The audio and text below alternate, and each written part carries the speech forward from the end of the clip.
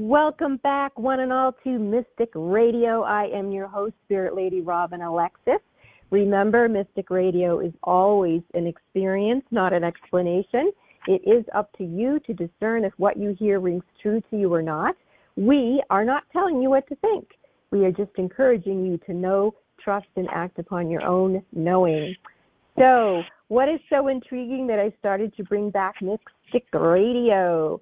Extraterrestrials, UFOs, other spirits, and my new very special friend, Ken Sylvester. Ken and I met in a really cool way.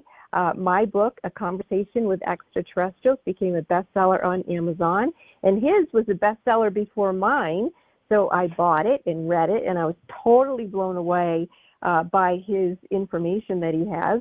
So I was able to acquire his phone number, and I was lucky enough he returned my call.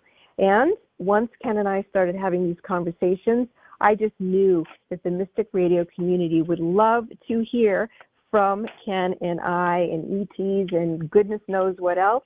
We're already learning that Ken has one-of-a-kind, brand-new information about some actually very old, original UFO stories. Last week we were speaking about Roswell. That's Roswell, New Mexico. But before I bring Ken on and he tells us more about Roswell and the Men in Black, I want to remind you that you can find Ken's book by going to Amazon and search for the book We're Not Alone and Here's the Proof by Ken Sylvester. And you can find my book, A Conversation with Extraterrestrials by Robin Alexis, also on Amazon and elsewhere. Welcome, Ken. Welcome back, Robin. Yes, I love the conversation that you started last week about Roswell. First of all, I had no idea that there were ships seen before the actual Roswell, New Mexico incidences were reported and then debunked. And I had no idea that there was more than one ship. So you just fed us all kinds of new information last week. Where would you like to start this week telling us about Roswell? Well, I'd like to finish part of the story that I wasn't able to complete last week on Roswell, and then tell you about some of the cover stories that the government has put out since the existence of Roswell, and then a little bit more about the Men in Black and some descriptions of some of the things they've done to intimidate witnesses and keep them quiet and keep them to hold secrets for 30, 40, 50 years. Unimaginable, but then it's not at the same time. I mean, I can't wait to share some of the experiences I've had now that I feel more safe to talk about them, especially with you, Ken. You are so comfortable to speak with about this. So please do go on. All right. First, also, I'd like to put out just a little warning to people that do end up observing if you do see a UFO. One thing is, through the biological effects, many people that have got too close to a UFO have got radiation burns and suffered terrible health consequences for the rest of their life. Most of them end up dying of cancer. And so when you see a UFO, just like they warn you after your power goes out, it's just like a down power line. You do not want to get too close to a UFO. You're going to be curious. Sure, it landed. It'd be great to meet aliens, and hopefully they're friendly. But you could endanger yourself just by getting close to the ship. So this is just a small advance warning in case one day you do encounter them, to be cautious and not to put your life at stake. The pictures you take, they'll last a lifetime, and so will you being able to tell the story. So you just want to avoid. Should you encounter a UFO or an alien that happens to be by. Now, back to the rest of the story on Roswell. Jesse Marcel got a call from the sheriff's office after Matt Brazel went in and brought some evidence of what happened at Roswell. He took him into the local sheriff's office. The sheriff then called the base. Jesse Marcel was in charge, and he was dispatched out to the crash site. He started picking up debris, And one of the most debatable things that's been out there is that he picked up a sheet that looked like aluminum foil, except he could crumble it up into a ball, and it would rebound to its original shape. They tried to say that this was just evidence that it was a balloon, a weather balloon, but then they did a comparison test, and they had a couple witnesses that had picked up debris to pick up various samples of metal. When they got to the ones from the weather balloon, both witnesses said this definitely was not what they picked up. So again, the government, as the cover story, had used that weather balloon, yet there was debris scattered over an entire square mile that took a busload of staff from the military, from the base, the entire day to pick up, and they still had more debris that got picked up. So that was a discovery, the crumbled foil that turned back into just, like I say, it looked like aluminum foil. And then the government developed, the first cover story was that this was a weather balloon. And they left that out there for a while, and sometimes they seem like they're testing to see the reaction.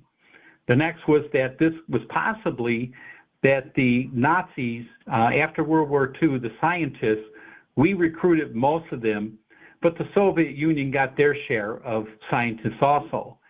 Now, the Nazis had been rumored of developing their own flying saucers. They show old black and white clips of some flying saucers they developed, and most of them didn't look like they worked.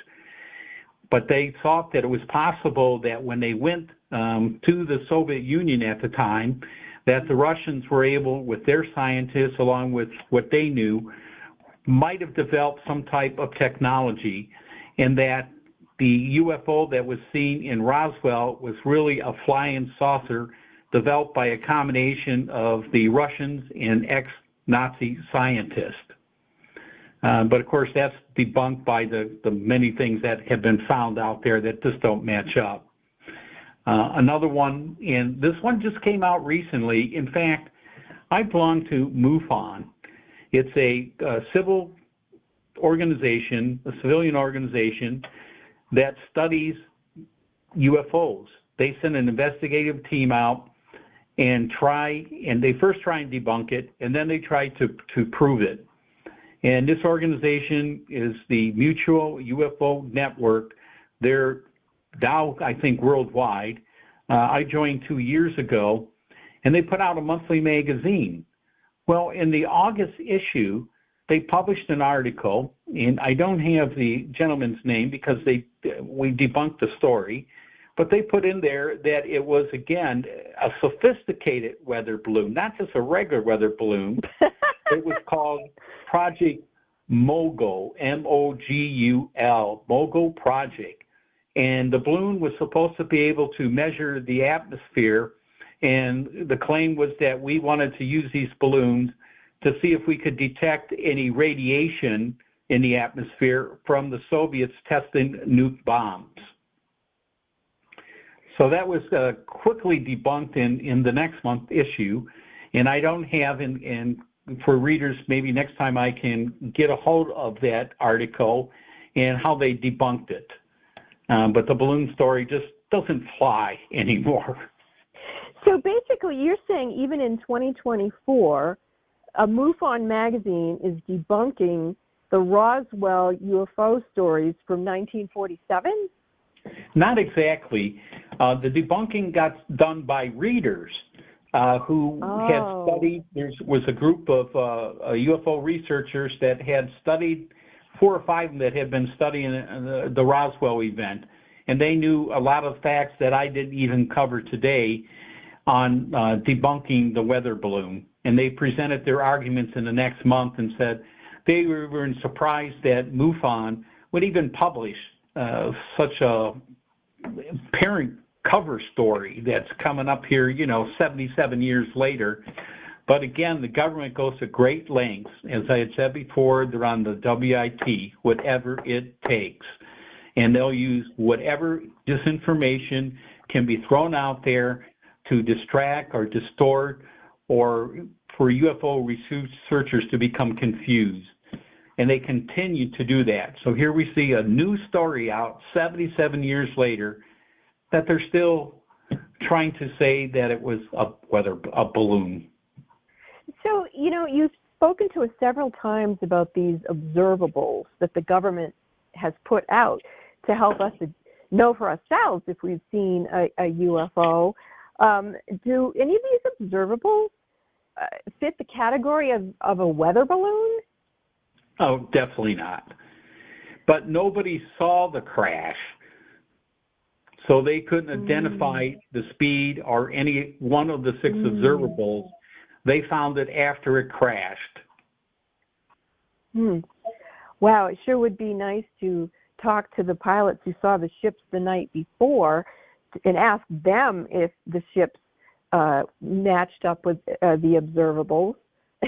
Well, Kenneth Arnold did. He said he estimated the speed of the UFOs he saw at 1,600 miles per hour. Wow. So what they did is he took 2 points from point A to point B. They measured that distance and figured out that actually he was very close.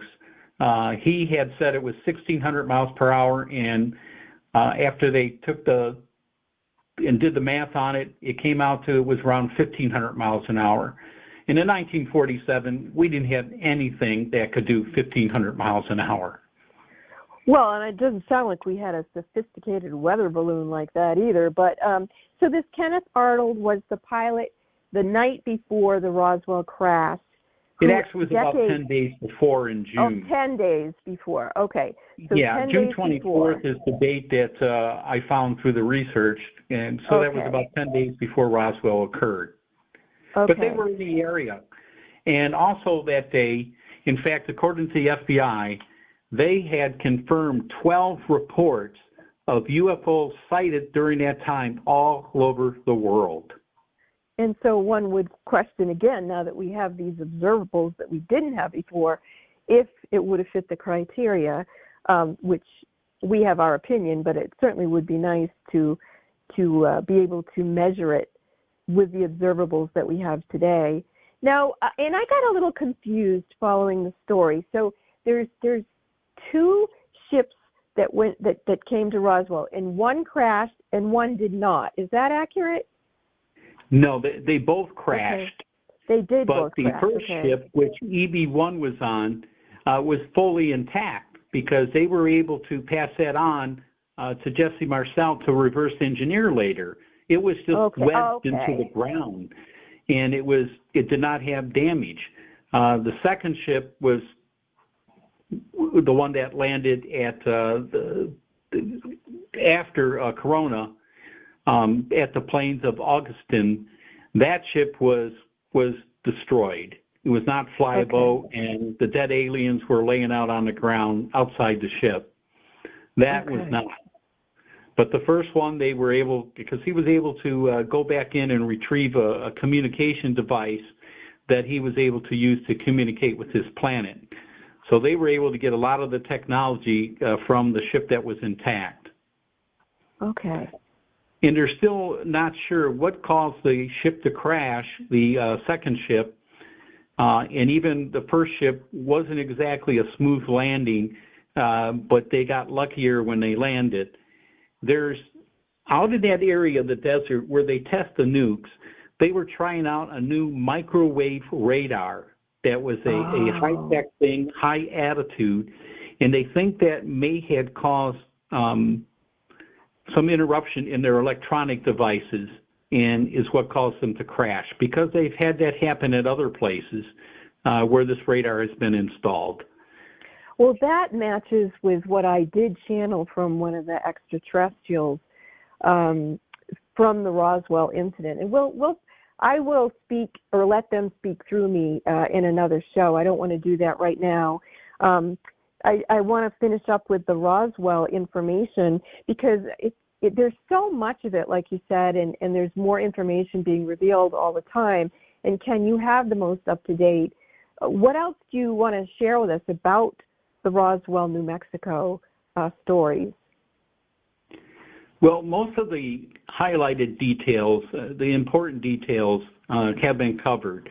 I could go into backstories about the information about the witnesses, but I didn't put them in the book, and for the reason that it was too much information and it didn't make a difference as to the outcome of what happened out in Roswell. Well, as you but were I would like to talk more about the men in black. Okay, before you get to that, I want to ask you a question, and you Sure. may not want to talk about that this on this show or not. But as you were doing the research for this show and last week's show, did you have, what was that experience like for you? And did you have any sort of contact or feeling that somebody was guiding you? Actually, Robin, since I started writing the book, I had so many things that seemed coincidental. I'll give you one, for instance. I was writing about Socorro, and I had finished the story, and it was going to be sent for editing. And then I went to the TD, and that night, and this is back in May of this year, shortly before I published the book, Josh Gates and his team went to Socorro to investigate. And they weren't able to, because it's been so long, they couldn't, recover any new evidence. They didn't see any UFOs, why they were out at Socorro. But they brought this scientist on, and this scientist produced a supposed document from the government that the landing at Socorro was not an alien spaceship. The cover story on this one, and this was a new one, was that it was a helicopter that had been adapted to have a landing gear for landing on the moon. And they showed a picture of it, and it looked nothing like the description that was done by the sheriff, who was within 20 feet of that landing in Socorro. And the way he described the ship, plus the evidence left behind, in Socorro, there was a burnt-out grass from the shape of the ship. Where the landing gear came down, there were 4 6x12 petals left an impression in the ground from the weight of it. And the ship on its way down, landing, had burned some greasewood bushes, and they still were smoldering when they came out there to examine the evidence. In further proof that this was an actual landing, Dr. Allen Hynek, who at that time was working for Project Blue Book, was sent to investigate. And for the first time, and he had been doing UFO research investigation for about 20 years, he said, "This is not a hoax. I think this is for real." And he went back to Project Blue Book and tried to get them to adapt, to change and tell the truth, and they didn't want to. They wanted to, their job was to deny and come up with the best cover story that seemed to fit, and then they would put that cover story. So shortly after that, Dr. Allen Hynek, who happens to be from Michigan, he quit, and he started being an independent UFO researcher. And that was just with the one landing at Socorro. It was a brief landing, and that's the one where I described earlier, where 2 Ebens were in there, and they weren't supposed to even land at Socorro. They then landed briefly, got back in, and actually the sheriff was also able to describe the aliens, because as he was watching them walk back to the ship, one of them turned around, and he could see that it had non-human features and was only about 4 foot tall. And they also found footprints going back to the ship that matched the size of the Ebens, which were about between 42 inches and 48 inches, somewhere between 3.5 and 4 feet high. The scientists said, well, you simply just saw a couple humans, but it was not a spaceship, it was this helicopter. And so I debunked it with my own evidence, and that was back in May of this year that it was on there. And normally Josh Gates is very thorough. I tried to email him, but I wasn't able to get a response with my evidence, and wanted to meet with him and compare his evidence as to where this scientist got this document. And why would they hold the document if that's all it was, a top secret project that's no longer top secret from back in the 60s? Why would they not have come up with that document sooner to debunk the story? So this is very interesting. And what I'm hearing you say, there's a pattern that when you, as you've done your research for the book and this podcast, you have synchronistic things occur. Like you'll go to the television and all of a sudden it's, it has the same subject that you're researching. Yes, in fact, it happened the other night. When I was writing down some notes on Roswell, and I pre-record all my shows so I don't have to watch them with commercials. I have pre-recorded a Star Trek episode from what was called Deep Space Nine. It's about a space station that's out in outer space, and they don't often leave the space station. It's more incoming traffic. Well, there was a alien race that they called Ferengis, and two of the Ferengis had decided to make a trip to Earth. So I recorded the show earlier in the day. I finished writing about Roswell around 11:20 p.m. I went into my living area, and the show that I recorded earlier about the two Ferengis coming to Earth was playing. So it was in the middle of it, so I reversed it and got to the start, and I pressed the information button to description of it, and it gave a further description. And it said, on their way on a trip to Earth, they crash landed at Roswell in 1947. Well, and this happened so many times that I didn't, I just put it off as coincidence, of course. But it happened. It happened probably 100 times while I was doing this. So I always felt somebody was helping me out or guiding me and leading me down this path. I thought it might have even been your friend that talked about Bashar. And yes. So I'm just saying in my head as I'm sitting there, because I felt something, a presence. I said, look, if this is Bashar, I said, why don't you help me out a little bit? If you want me to tell your story, why don't you guide me a little bit? Then I found I was directed to the internet, and that's when I went on, and I found the new information about the second witness that was from the second crash, which was at the the new plains of Augustin. And it had the story about the guy who had waited 60 years. So this was just out recently. And so that's where I got directed to. So, yeah, I feel that I've been guided all along here to finding, when I seek the information, it would be there. Well, that's the true joy of having met you, too. There was a very synchronistic thing that occurred, which we'll share with people at some point. But as Ken's mentioning Bashar, one night I was talking to him, and all of a sudden this extraterrestrial started channeling through me. And so Ken asked him what his name was, and he said his name was Bashar.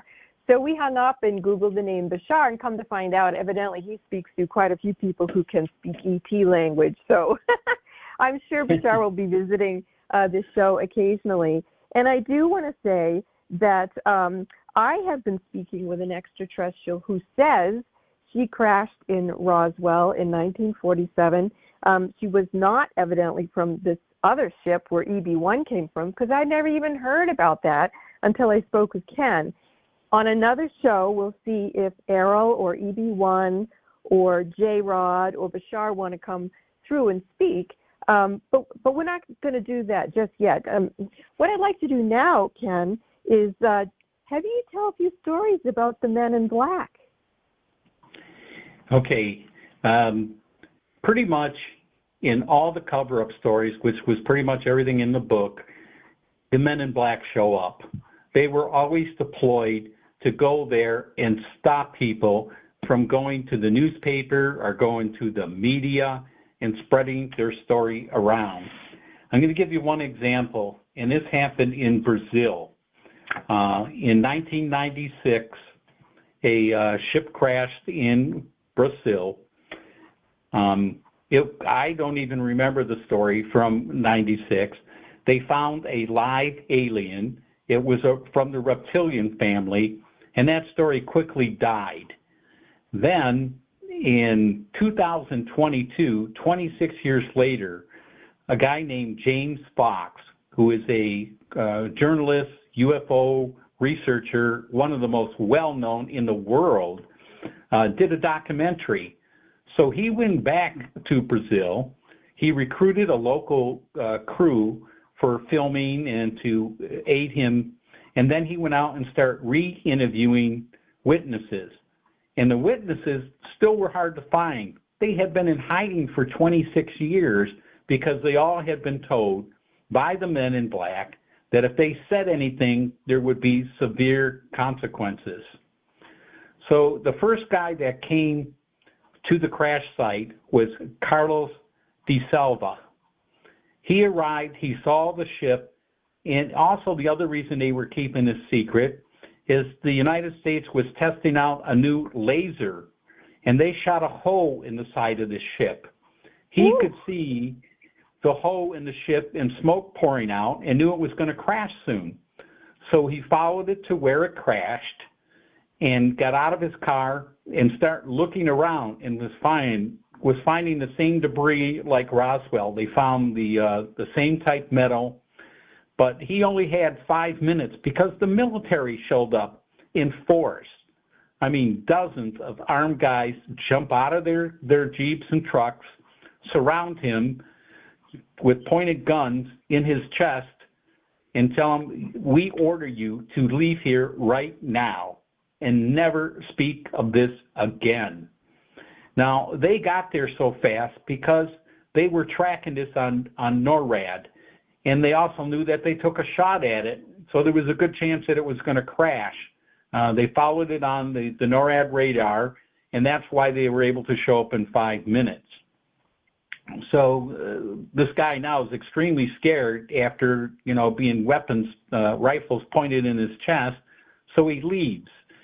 He goes to a gas station, and sure enough, as he gets out of the car, he's approached by 2 men in black again. And they said, let me tell you what we know. We know your name. We know the name of all your family members.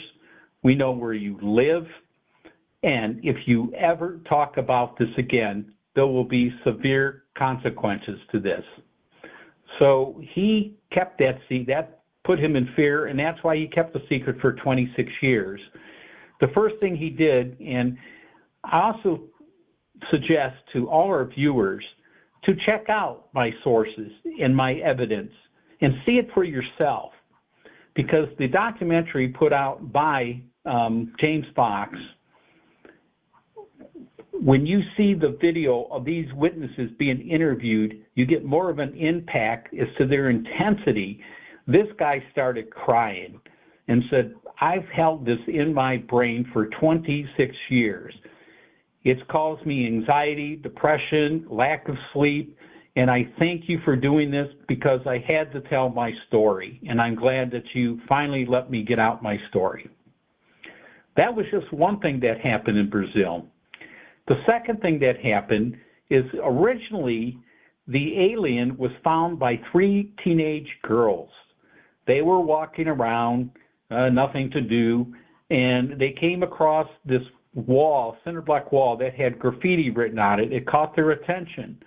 They looked over there, and they spotted this reptilian who was hunched down and was injured and had telepathically told them, I need help, okay? I won't harm you, but I've been injured and I need help. And he also wasn't used to our temperatures. Being a reptilian, it was too hot. He was sweating profusely. The 3 girls ran away. They were scared. They went back home and told their mom, because this reptilian was a brown-skinned reptilian with bright red eyes. They thought they saw the devil. They didn't have any idea that this was an alien. They were brought up in a Catholic family, had strict religious beliefs, and they thought it was the devil. So they took their mom back to where they saw the alien, and the alien had disappeared. Now, when the men in black came to their house, they threatened the girls and told them that they had to change their story, that they could not put this story out. And the mother said, look, we are a good Catholic family. I'm not going to tell my girls to change their story. So when James Fox goes back 26 years later, these teenagers are now in their 40s and their 50s. They recount the entire story to him and tell him that just recently after that, the men in black show up again, and they come in with a briefcase, and they open the briefcase, and it's got probably $250,000 in it in currency, and they say, okay, if you guys will change your story and move out of Brazil and never talk about this again, you can have this money. And the mother again reiterated, no, the girls are telling the truth. I'm not going to ask them to change their story. And she literally kicked them out of the house. Wow. Well, on that note, we are going to have to come to the close of this particular Mystic Radio with Robin Alexis and special guest Ken Sylvester.